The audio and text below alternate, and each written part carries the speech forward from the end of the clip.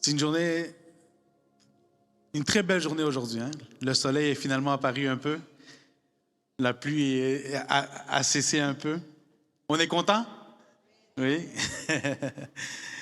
Mais j'ai la joie d'être avec vous une fois de plus. C'est ce défi que Dieu m'a mis dans ma vie et dans tous les serviteurs de l'Église est un bon exercice pour nous. Et je suis vraiment ravi d'être là. Je suis toujours, à chaque semaine, ma femme me demande tout le temps, est-ce que ta prêche est prête? Je lui dis tout le temps, est à 75%. Et un matin, Dieu me dit, non, c'était pas ça que tu devais prêcher. Et 5 heures du matin, Dieu me donne exactement ce que je devais prêcher. Donc, j'apprends à confier dans le Seigneur autant que vous devriez confier aussi sur le Seigneur. Amen. Et on ouvre nos Bibles dans Matthieu 6.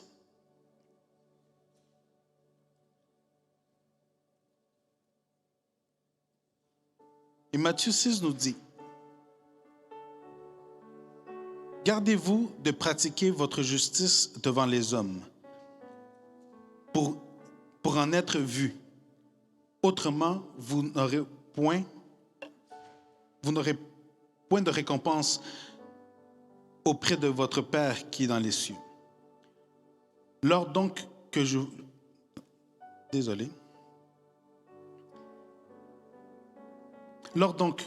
tu fais l'aumône, ne sonne pas de la trompette devant toi, comme font les hypocrites dans la synagogue et dans les rues, afin d'être glorifiés par les hommes.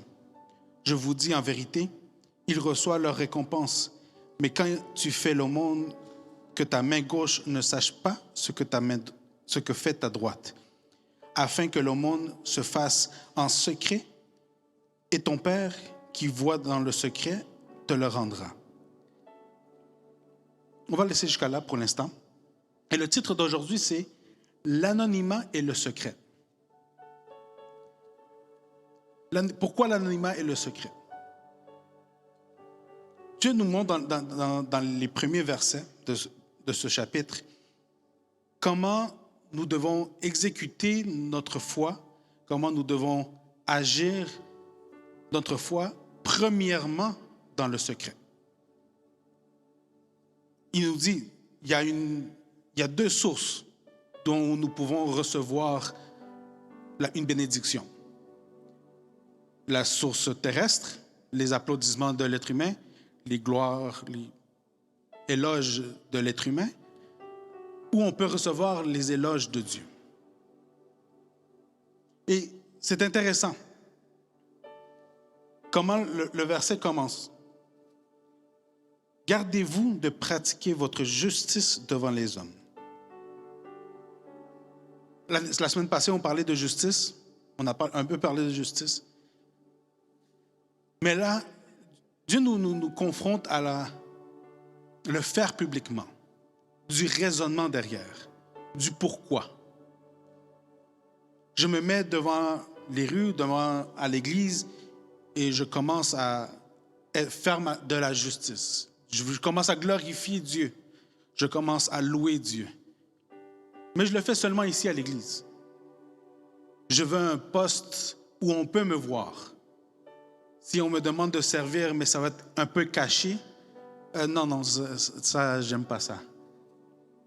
Et donc, la première chose qui m'est ressortie de ce verset-là, c'est il m'a rappelé ce que Dieu nous dit, ou la parole de Dieu nous dit. C'est quoi la première chose que Dieu voit dans l'être humain?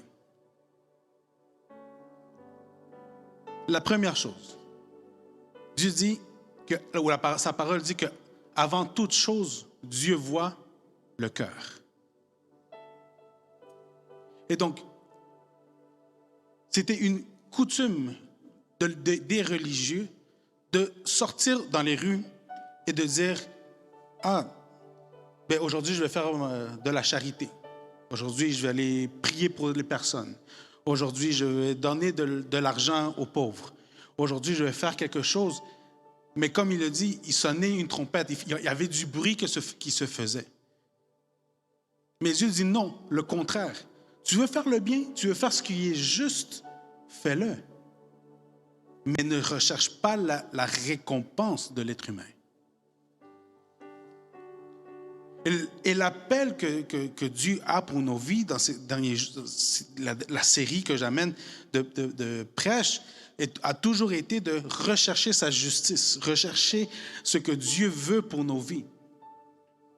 Mais cela ne peut pas prendre le dessus ou elle ne peut pas venir teinter par mes émotions ou par ce que je recherche pour de vrai. C'est une parole qui m'a heurté vraiment. Est-ce que je fais les choses pour les bonnes raisons ou les mauvaises raisons? Est-ce que je fais juste cela parce que je veux être juste devant les yeux de Dieu ou parce que je veux que tout le monde me regarde? Je ne pourrais pas me présenter devant vous à chaque semaine en essayant de le faire à mes propres forces. Je crois que c'est pour cela que Dieu m'a laissé écrire un message ou m'a laissé avancer dans une prêche cette semaine et me dire ce matin, non, tu vas prêcher quelque chose d'autre. Reviens dans Matthieu et regarde ce que Matthieu nous dit. Et donc, cela garde ma vie et honnêtement, j'étais stressé parce que toute la prédication a changé. Mais cela me met en garde exactement de ce que Dieu me donnait aujourd'hui. Est-ce que tu le fais pour les bonnes raisons? Est-ce que tu arrives à faire des bonnes actions uniquement si quelqu'un te voit? Est-ce que tu arrives à louer le Seigneur même quand tu es dans le chagrin? Est-ce que tu réussis à louer le Seigneur chez vous, dans les rues? Ou parce que dans la voiture, je mets de la musique qui ne glorifie pas le Seigneur, mais qui a du bon beat pour que les gens voient ce que je suis en train d'écouter. Et je le dis parce que je l'ai dit à un de mes amis dernièrement, sans savoir que j'allais prêcher de cela. Pourquoi tu mets ces beats? Pourquoi tu mets cette musique? Pour attirer l'attention ou parce que... Mais est-ce que c'est juste devant Dieu? Oui ou non? Et on peut le pousser encore plus loin. Est-ce que ce que je poste dans les réseaux sociaux, c'est pour me faire voir ou c'est pour un intérêt public?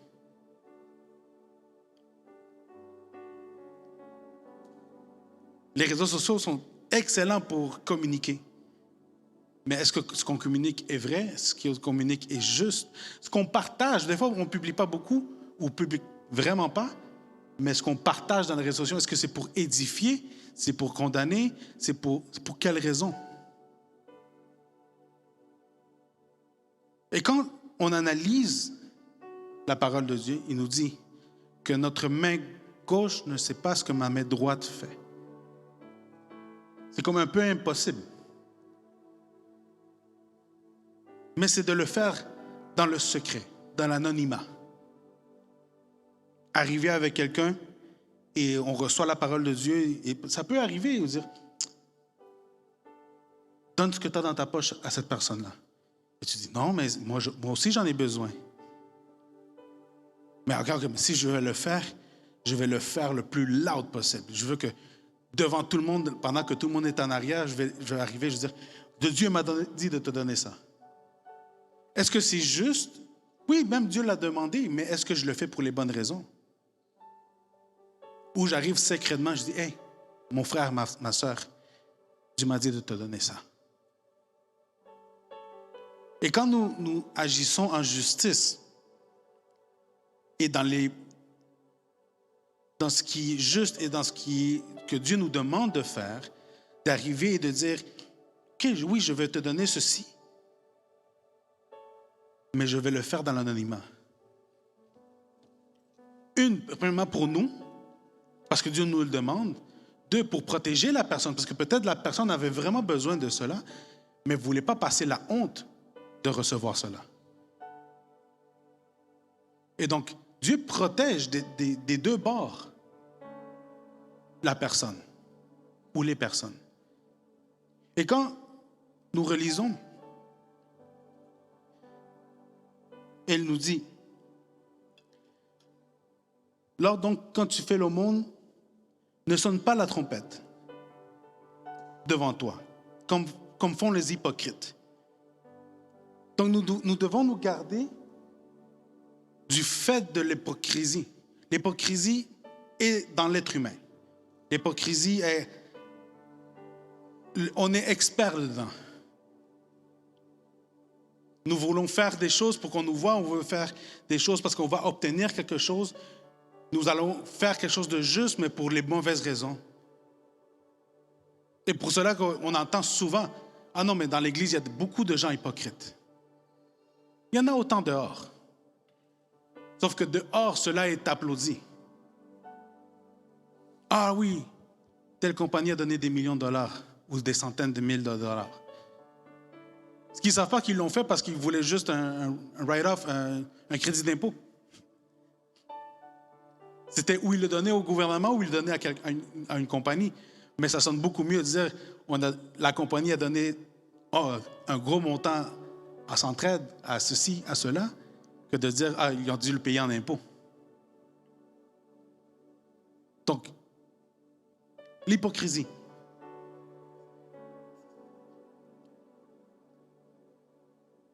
L'hypocrisie est dans tous. Elle est à l'affût de tout le monde. Et donc, si nous ne gardons pas nos cœurs, si nous ne gardons pas nos âmes ou nos désirs de vouloir ressortir du lot.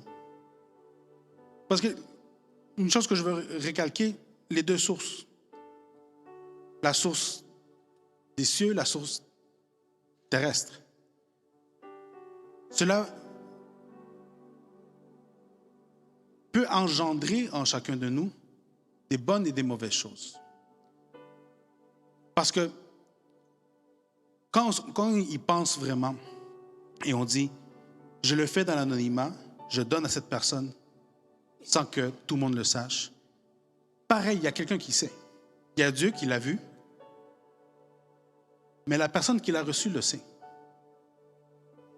Et la personne qui l'a reçu va pouvoir témoigner.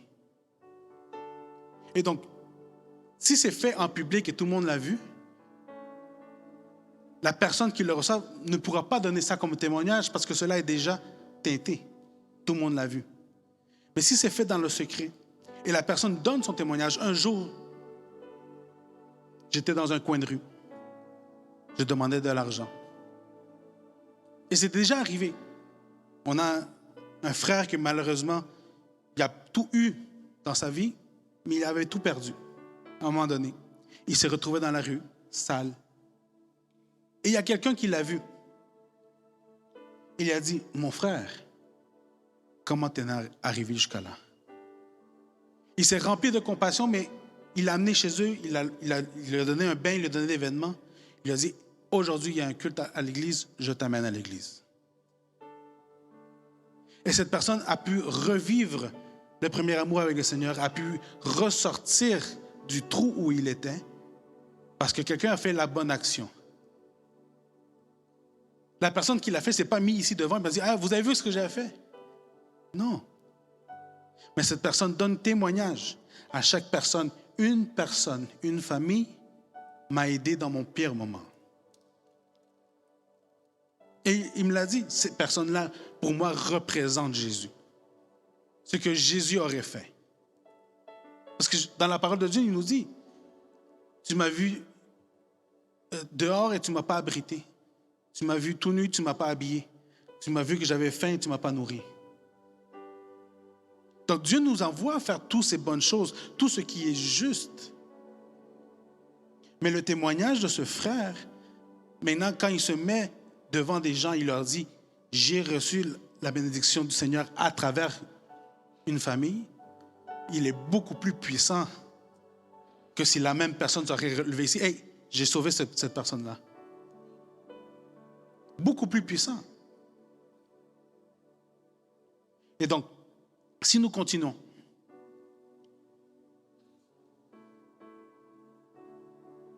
dans l'anonymat, le verset 3, que ta main gauche ne sache pas que ce que ta main droite le fait. L'anonymat nous pousse à approfondir un peu plus. Pourquoi la main droite ne doit pas savoir ce que la main gauche fait? Parce que ça ne doit pas être une action calculée. Cela veut dire que ma pensée n'a pas réagi à ce que j'avais dans ma main droite ou ma main gauche. Et elle dit, ah non, mais attends, j'ai des choses à calculer. Je vais donner un argent à cette personne-là. J'ai reçu de Dieu que je devais donner ce que j'avais dans ma poche ici ou dans mon portefeuille. Mais quand je mets ce que j'ai là-dedans, oh, c'est beaucoup. Mais j'ai des billes à payer. Mais j'ai ceci à faire. Oh, mais tantôt, on doit aller au magasin acheter des souliers pour mon enfant. Mais je l'ai vécu dans ma vie. Et quand Dieu te demande quelque chose, et surtout si tu ne le calcules pas et tu dis, Seigneur, je décide de te croire. Qu'est-ce qui est arrivé à la femme qui est venue donner sa dîme? La veuve est arrivée à la synagogue puis elle a mis quelques monnaies. Et Jésus dit à ses disciples, elle a donné plus que toutes les autres. Les autres arrivaient avec du bruit, ils arrivaient en faisant, oui, je viens donner ma dîme. Puis il l'a déposée devant tout le monde. Et il faisait du bruit. Et Jésus disait, la madame qui a donné 2 pièces a donné plus que toutes les autres. Parce qu'elle a tout donné. Donc, ce n'est jamais par la quantité, mais c'est toujours par la foi et par le cœur que je le fais. Si je donne ma dîme ici et je la calcule de façon que, OK, cette semaine, je vais calculer et je vais juste donner 9,35%. Parce que selon mes calculs, c'est la dîme que je peux donner. Je ne donne pas le 10, je ne donne pas trop peu non plus, mais je le calcule dans mon budget. La vérité, c'est que beaucoup de fois, j'ai vu des témoignages de gens qui disent, moi, dans mon budget, ma dîme va en premier et après tout le reste.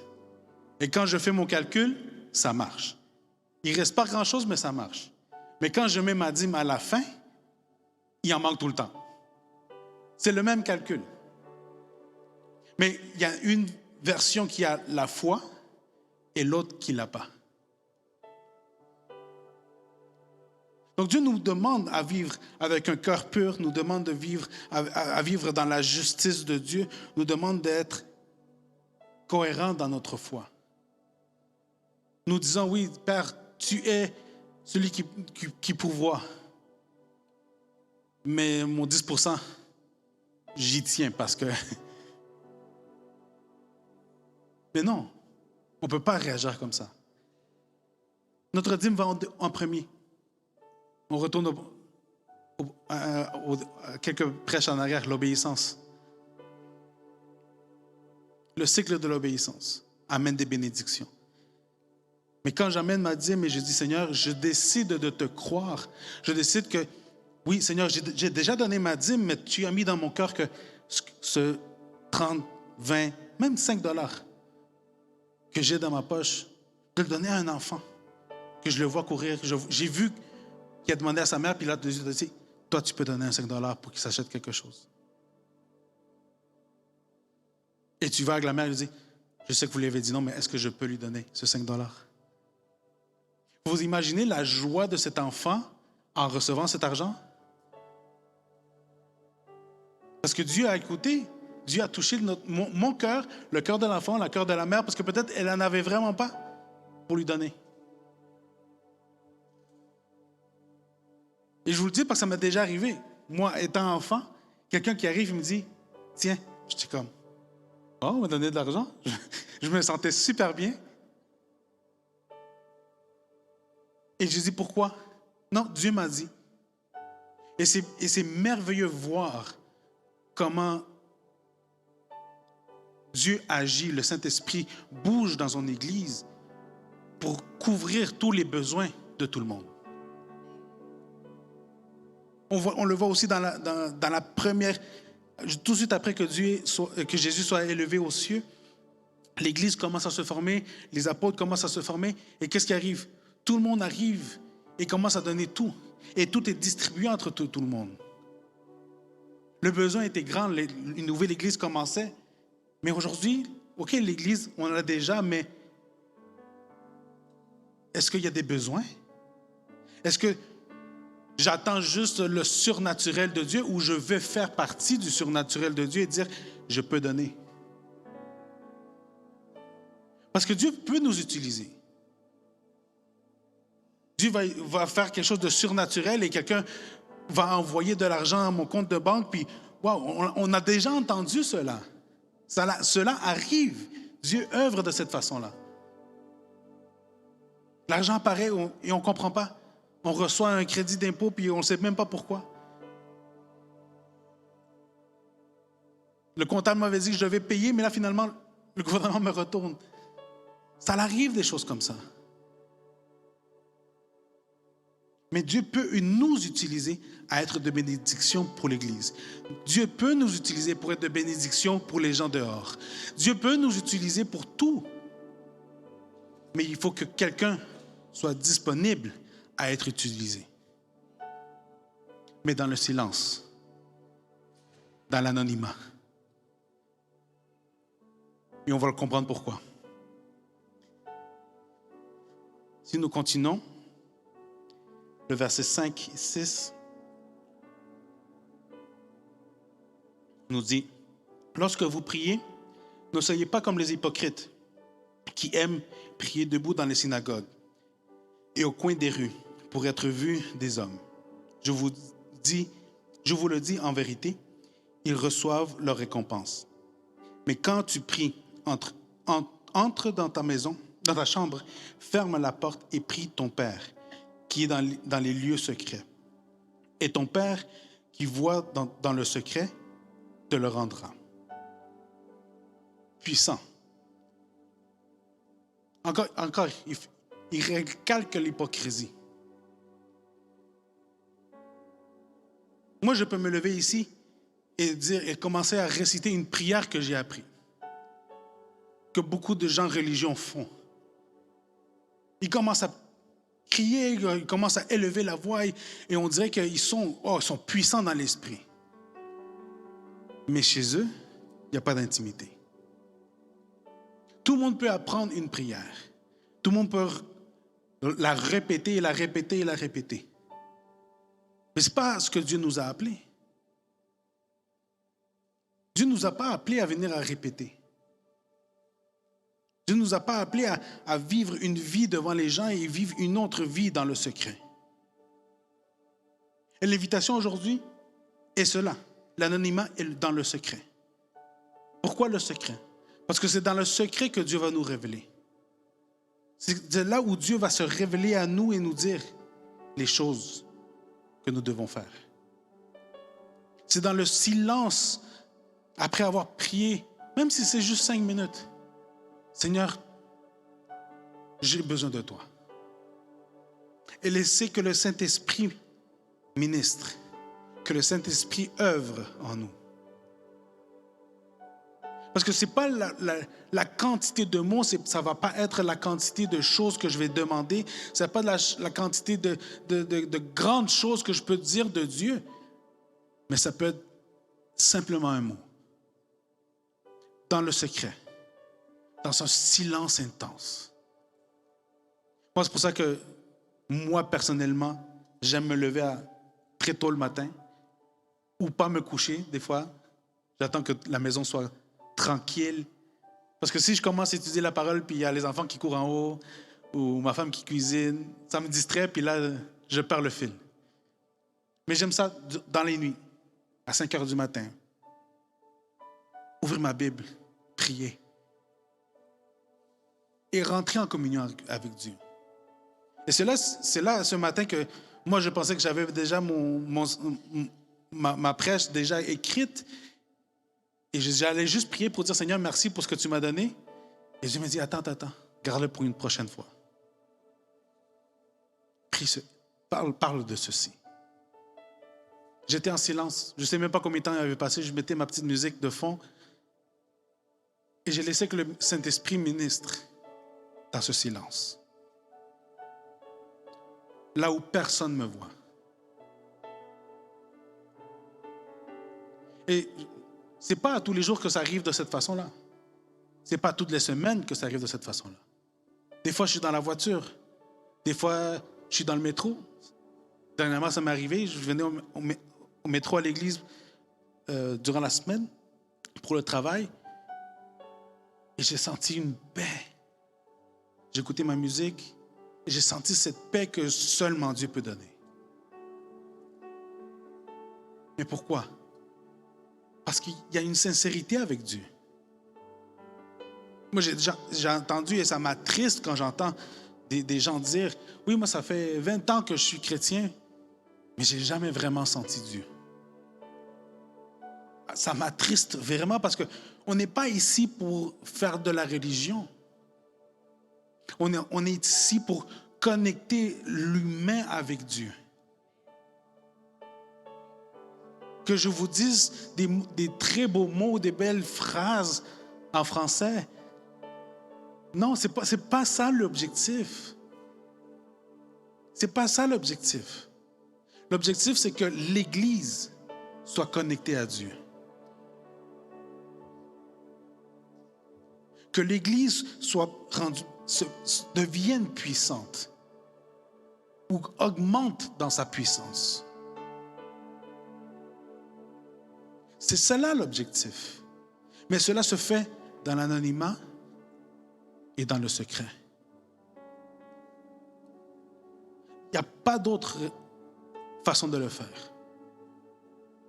Si nous venons ici et essayer de louer le Seigneur, de prier devant les gens, oui, les gens vont te dire « Oh, wow! » La récompense va être terrestre et les gens vont dire « Wow! Quelle puissance! » Mais c'est toute une façade. Rappelez-vous que le diable est le parfait imitateur. Il copie tout. Il copie tout. Il change quelque chose, mais il copie tout.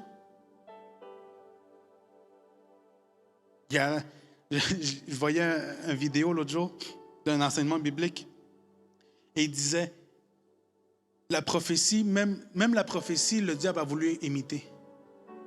Et ce qu'il a dû faire, c'est mettre des démons à côté de chacun de nous, à rédiger tout ce qui nous arrive. Et donc, quand on se présente devant ceux qui nous lient les mains, nous lient les cartes, nous lisent dans le médium qu'eux utilisent pour entendre les démons lui disent, ben lui, quand il a grandi, ça est arrivé. Là, la personne est comme, oh wow! Mais ce n'est pas de la révélation divine.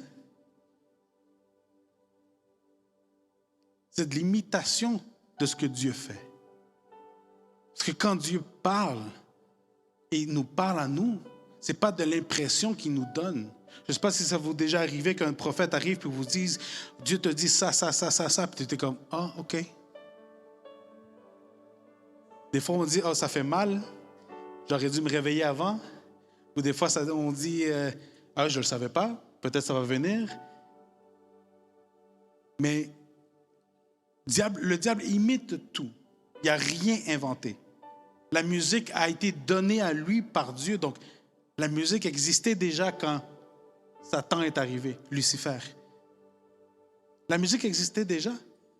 Mais Dieu lui a donné le don de la musique.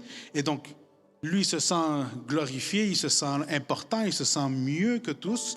Et il se fait ramasser avec le 1/3 des anges qui deviennent Satan et les démons. Et il vient ici sur terre et il commence à imiter la musique que Dieu... Mais il la twist peu à peu, jusqu'à temps qu'on arrive à ces jours-ci et la musique qu'on entend dans la radio est obscène. La musique qu'on entend ne glorifie en rien Dieu. Et c'est pire, c'est une espèce d'éducation pour les jeunes enfants, même pour moi. À 38 ans, je commence à écouter de la musique obscène, de la musique, et ça ne dépend même pas du rythme. Les gens vont dire, non, c'est le reggaeton. Non, c'est pas juste le reggaeton. C'est pas... Il y a des chansons country qu'on dirait que sont super joyeuses, mais quand nous commençons à lire ce que la lettre dit, ah wow!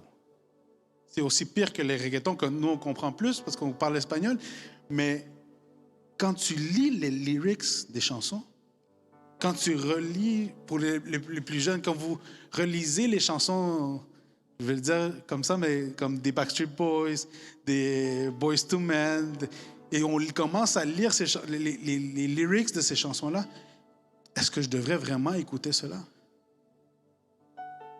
Et il y a des bonnes chansons. Je ne veux pas dire que toute la musique mondaine est mauvaise. Non, il y a des belles chansons. Il y a des belles chansons d'amour qui rehaussent cette relation d'amour.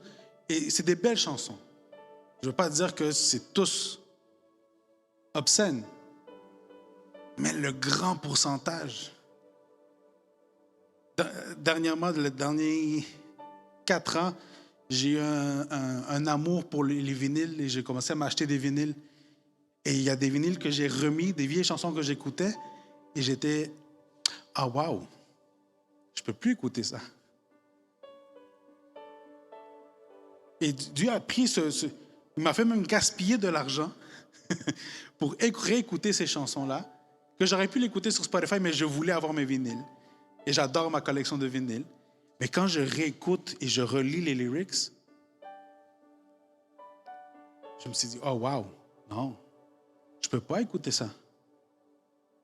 Ça parle des choses obscènes, ça parle de laisser ma femme et partir avec une autre, ça parle de plein de choses qui ne glorifient pas le Seigneur et qui n'est surtout pas juste devant les yeux de Dieu. Mais quand je suis dans le silence et dans l'anonymat et je cherche Dieu, tout cela m'est révélé. Toutes les petites choses dans le passé, dans le futur, toutes les choses qui renaissent dans mon cœur. Et c'est, je vais le dire comme ça, c'est fou voir comment on dirait que j'avance, je vais bien, le Seigneur m'utilise, je suis content, les gens, j'ai du bon feedback des gens. Et il y a quelque chose, une petite bulle qui sort. Et moi, je suis comme, oh wow, c'est quoi ça? Pourquoi j'ai eu cette pensée? Pourquoi je me suis rappelé de ce moment d'il y a si longtemps? Parce que les choses commencent à sortir. Pourquoi? Parce que Dieu voit mon cœur. Il dit, tu me cherches. OK, let's go. On va nettoyer. Tu vas entreprendre pour de vrai. Je vais vraiment être la maison. Je vais vivre en toi. OK, il faut faire le ménage. Et je vous le dis, ça fait une couple d'années que le Seigneur m'amène peu à peu. Et je crois que le Seigneur veut nous amener tous peu à peu à nettoyer ce cœur, à nettoyer le temple de Dieu. Nous déclarons, oui, Dieu est nous sommes le temple de Dieu, nous sommes l'Église, le Saint-Esprit demeure en nous. Mais dans quel état est notre temple? Et il y a 1 an, je crois exactement, je parlais avec la prophétesse Susanna, et je lui disais d'un rêve que j'avais eu. Et Dieu me l'a rappelé maintenant. Premièrement, je ne suis pas quelqu'un qui rêve. Et si je rêve, je ne m'en rappelle jamais. Et pour que je me rappelle d'un rêve, c'est parce que ça a vraiment impacté ma vie. Et je lui racontais que le rêve était que j'étais avec ma famille et on rentrait dans une église. Pas à Montréal, c'était un lieu chaud. Et c'était une église mixte. Il y avait autant d'Africains, d'Haïtiens, il y avait des Latinos, il y avait des anglophones, il y avait des francophones.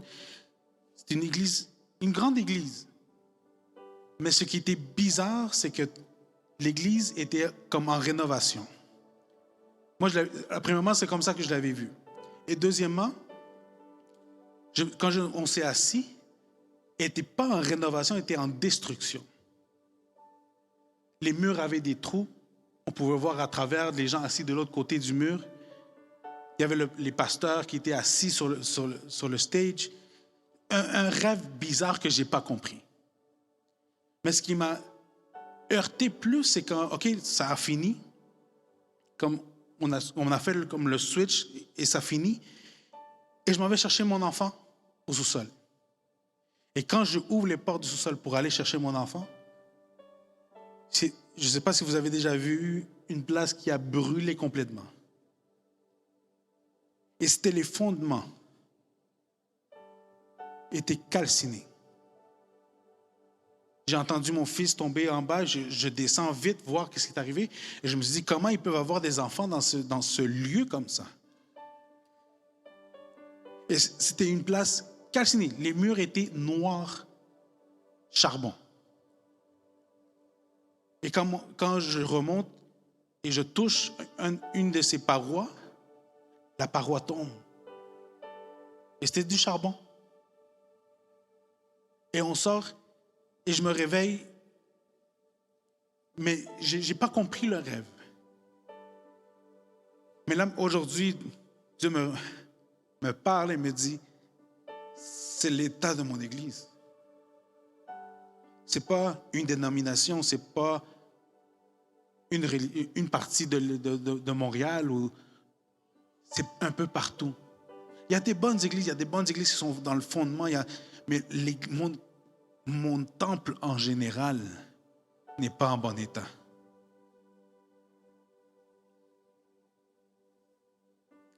C'est un rêve d'il y a 1 an.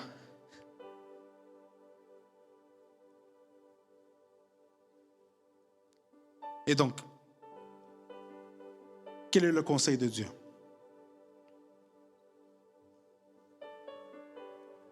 Le verset 7 dit, en priant, ne multipliez pas de vaines paroles, comme les païens, qui s'imaginent qu'à force de paroles, ils seront exaucés. Ne leur ressemblez pas, car votre Père sait de quoi vous avez besoin, avant que vous lui demandiez. Voici donc comment vous devez prier. Notre Père qui est aux cieux, que ton nom soit sanctifié.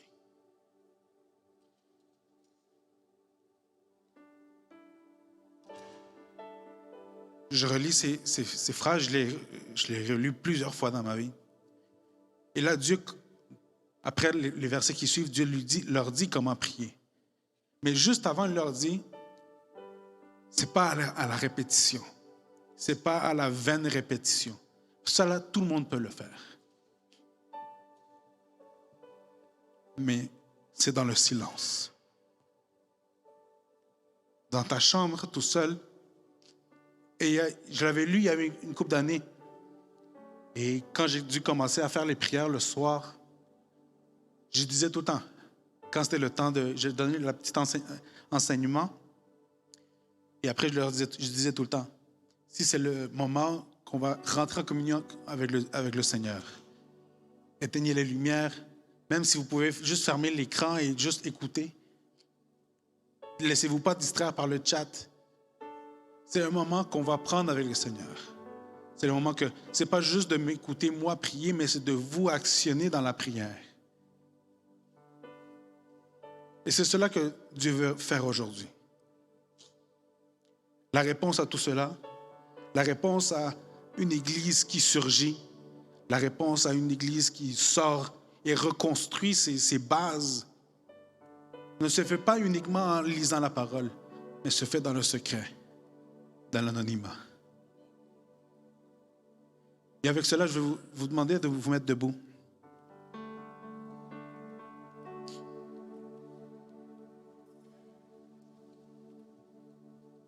Et on va dire au Père, Père, toi qui es dans les cieux, que ton nom soit sanctifié. Je t'invite à le dire. Dis-lui, dans tes propres mots. Jésus a mis cette base, mais ce n'était pas pour le répéter.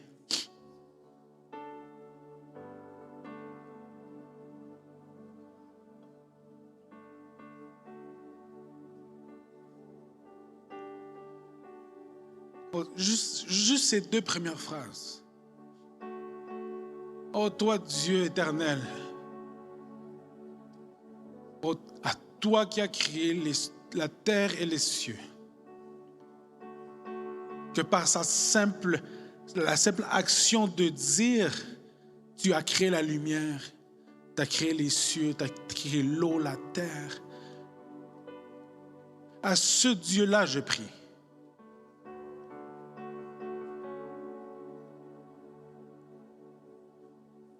Que ton nom soit sanctifié. Père, mon désir est que ton nom soit élevé. Que ma prière d'aujourd'hui, l'unique objectif est que ton nom soit élevé. J'ai beau demander, j'ai beau dire, j'ai beau penser que je connais les réponses, mais je veux que par-dessus tout, ton nom soit sanctifié.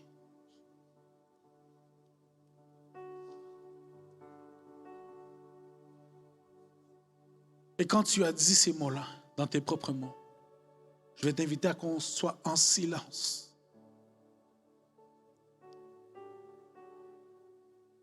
On va laisser la musique jouer. Mais je veux que tu sois à l'écoute du Saint-Esprit.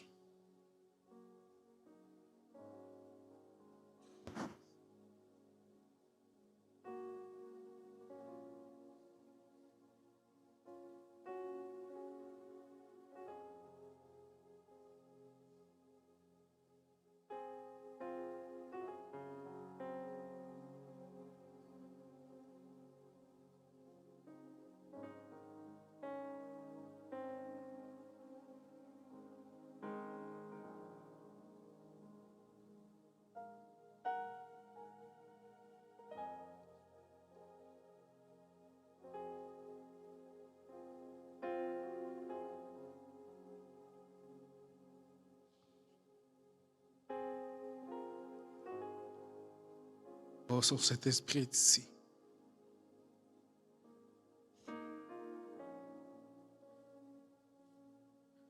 Si tu te dis non, mais moi je sens rien, invite-le.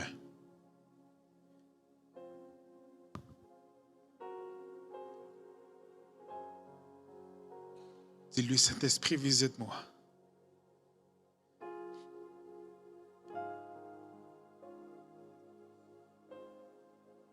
J'ai pas mal de choses à réparer en moi.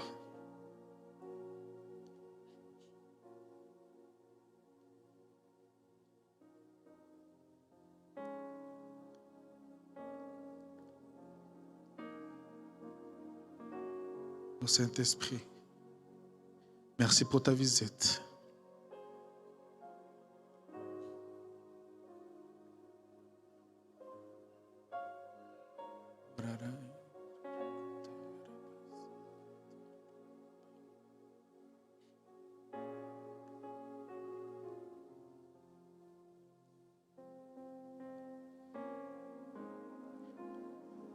Et on va dire au Seigneur, merci Père. Merci pour cet enseignement. Je le reçois dans mon cœur. Fais qu'elle germisse dans moi. Je veux que cette parole donne fruit en moi. Père, ta parole nous dit que tu mets le vouloir comme le faire dans nos vies.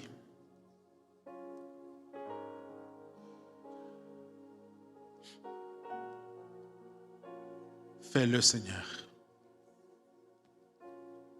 Restaure ton Église. Restaure-moi.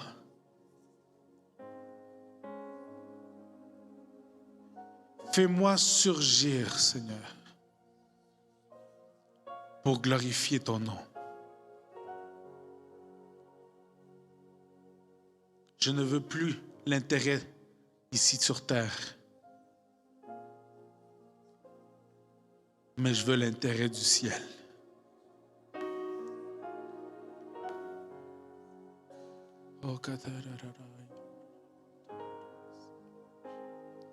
Oh, merci Seigneur. Merci Père.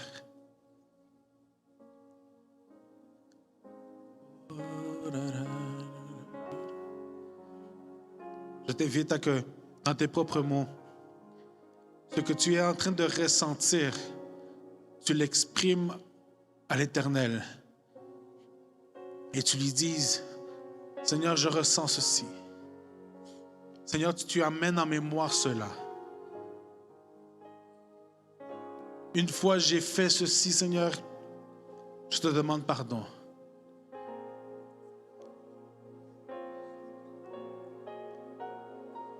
C'est une restauration d'une église. Et l'église, c'est nous. Le temple, c'est nous. Le temple, ce n'est pas ces 4 murs. Mais le temple, l'église, c'est nous.